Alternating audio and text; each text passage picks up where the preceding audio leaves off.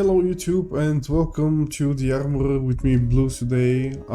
Sadly Victor is busy and I am a little bit sick, but you gotta do what you gotta do. And we're just going to cover kind of like the most recent news from Worlds, new cards and so on. And the so on includes the first victim of the Monday Living Legend update being Chain. So the skirmish season just started, I believe, like a week or so ago, maybe two. And almost immediately, Chain attained Living Legend status. So for the rest of the skirmish season, he will not be playable. It kind of immediately sucks for a bunch of our Chain players. Thankfully none of them were kind of like Chain 1 tricks, especially in Blitz. So I don't know. So far maybe the reception is kind of positive, because people were kind of tired of Chain. I guess especially of the new Runegate build.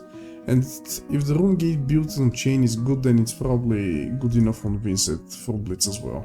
That's probably something that I'm going to be testing with, if I have to be honest. Sounds like something cool and new.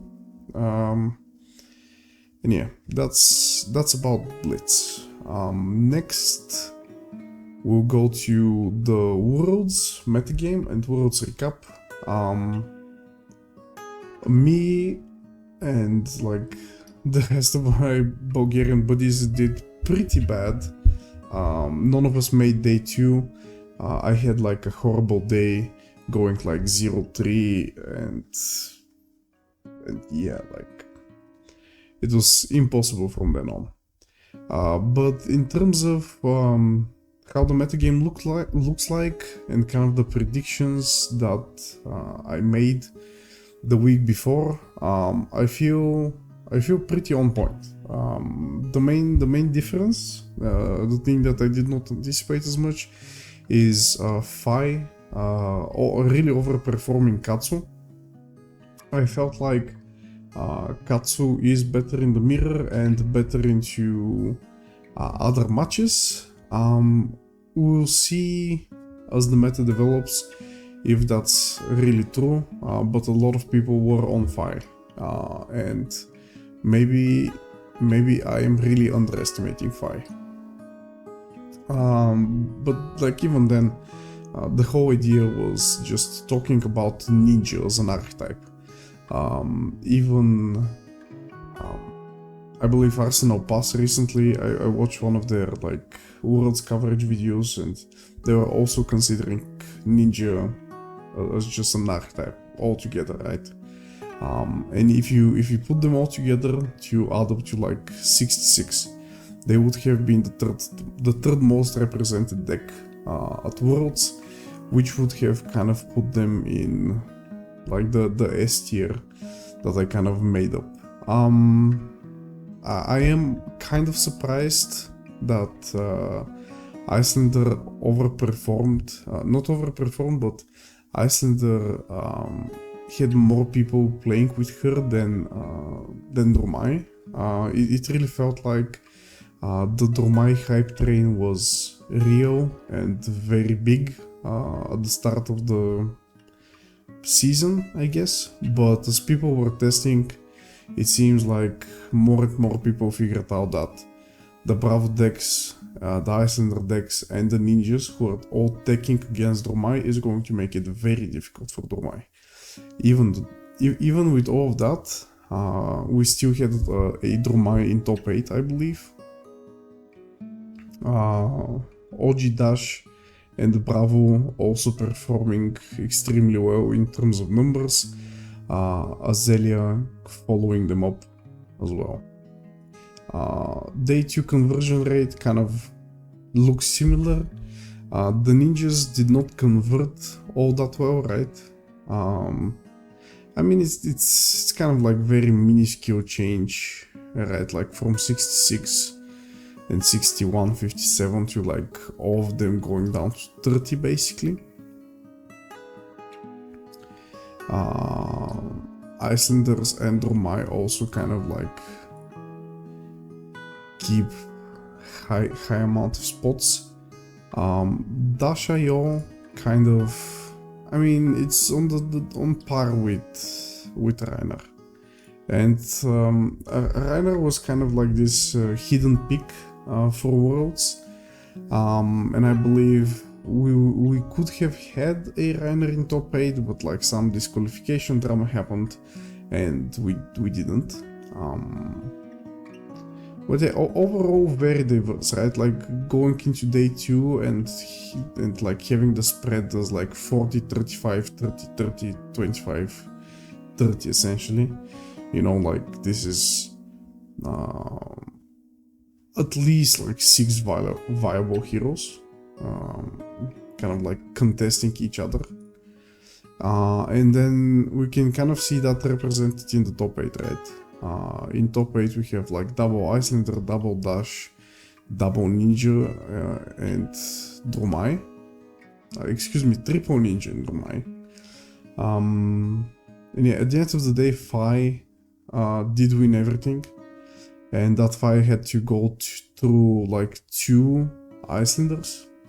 So that's really amazing, right? Because a lot of people, especially I feel like American content creators, were kind of dismissing Fi and Ninja overall as not being that competitively viable right now, because they suffer from Icelander and are also somehow unable to really beat Dromai.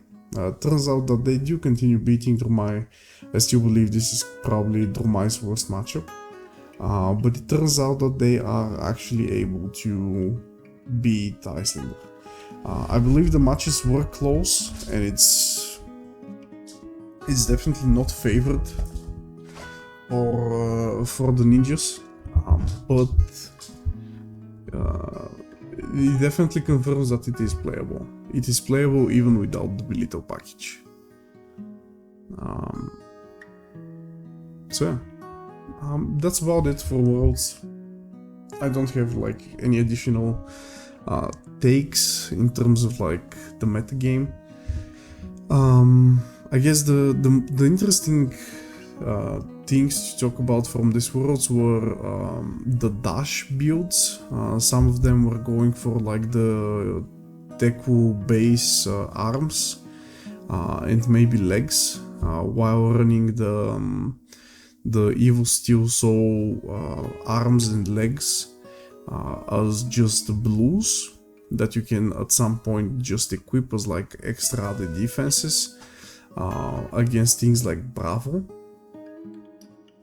to make that matchup even more unwinnable for the Bravo when you go for the pistol plan, because now you don't only have the items, but you also have the evils that you can keep stacking like 5 block equipments with, in order to make sure his dominates practically never hit. So that was a very good and cool tech in my opinion. Now, will we keep it? Will it stick? I don't know, we'll see. And the other cool thing, I believe we saw on stream a couple of times, it didn't convert into top 8, was the Tunic Bravo with like yellow disables that Michael Hamilton and friends were running, I believe. I would really like to see them make a video or like some deck list, deck tech explanation about it. I'm very curious to just know like just the logic behind that deck, but it did look interesting. But that's about Worlds. The other interesting thing, kind of like semi-interesting, I didn't manage to find like an article from the site about it, but it was the Battle Hardened. We finally had a Living Legend Battle Hardened, and just a major tournament as a whole. I think that the results were unsurprising. the results were unsurprising at all. The Battle Hardened had, I believe, like 120 plus Starvos, and then the second most represented deck had like 40 copies or something like this.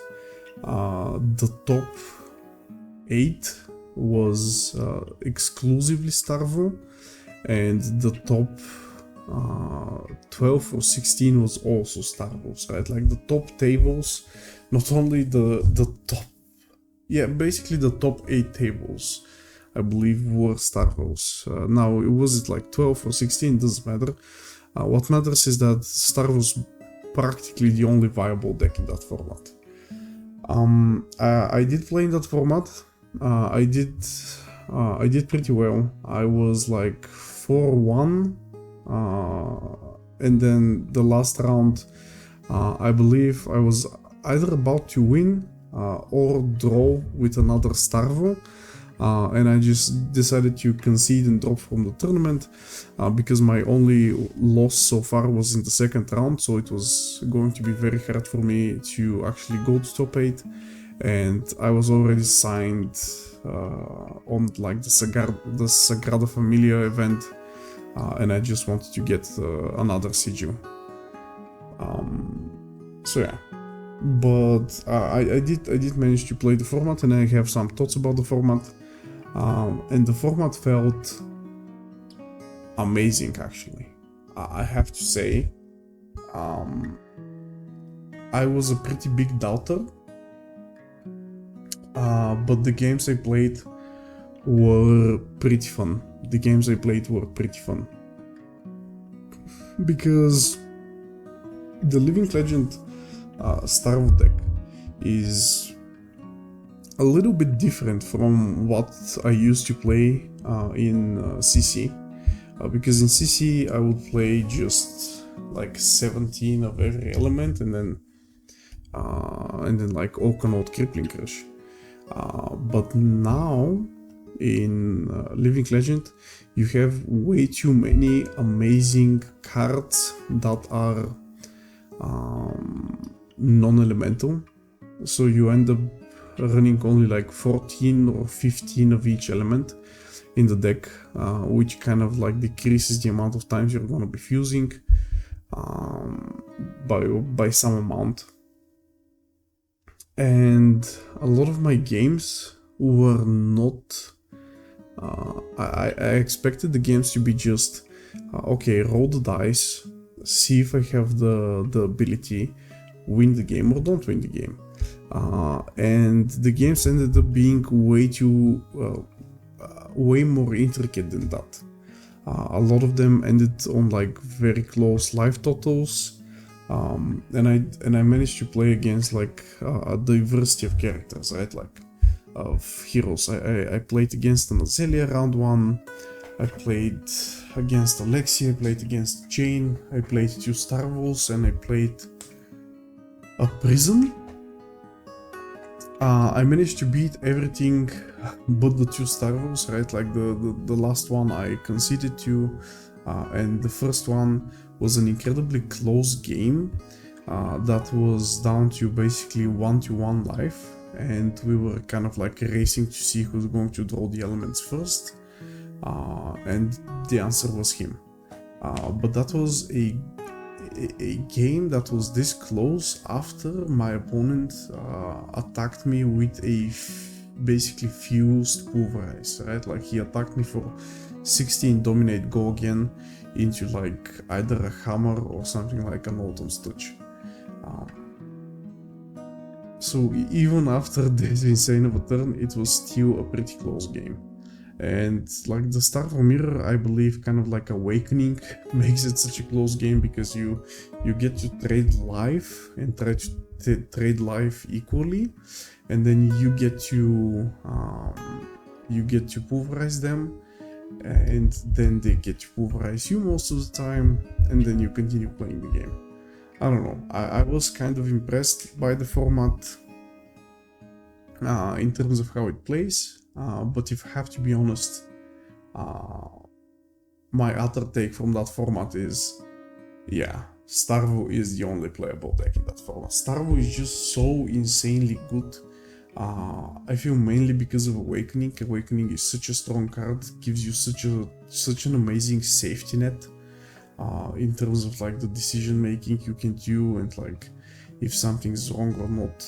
And also you just have access to literally the strongest cards in the game. I feel like you have access to Hypothermia, Channel Lake Frigid,